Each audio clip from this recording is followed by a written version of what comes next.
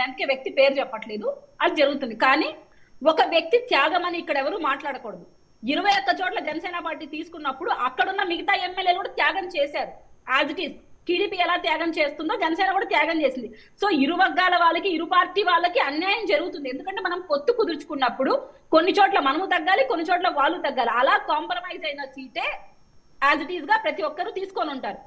So అక్కడ ఒకరికి అన్యాయం జరిగింది అన్న కరెక్ట్ కాదు.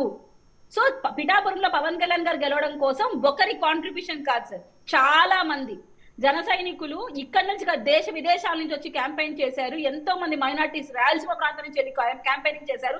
ఎంతో మంది ఫిలిం సెలబ్రిటీస్ పవన్ కళ్యాణ్ గారిని ఖచ్చితంగా గెలిపించుకోవాలి, ఇది పూర్తిగా జనసేన ప్రిస్టేజ్ క్వశ్చన్ గా తీసుకొని చేశారు.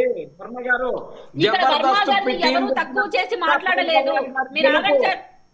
ఏంటి చిన్నప్పటి గారు ఒక్క నిమిషం ఏంటి చిన్నప్పటి గారు? జబర్దస్త్ టీం పెట్టిన భిక్ష పవన్ కళ్యాణ్ గారు గెలుపు. జబర్దస్త్ వీధి వీధి తిరిగితే గాని గెలిచింది, లేకపోతే పవన్ కళ్యాణ్ గారు ఎక్కడ గెలిచాను.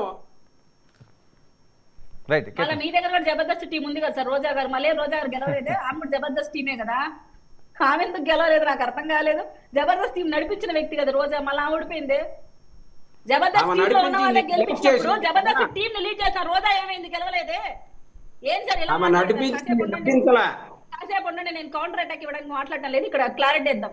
ఇక్కడ వర్మ గారిని ఎవరు క్రిటిసైజ్ చేసి మాట్లాడలేదు. వర్మ గారికి మొదటి విడతలో ఎమ్మెల్సీ ఇస్తానని ప్రకటించింది చంద్రబాబు నాయుడు గారు.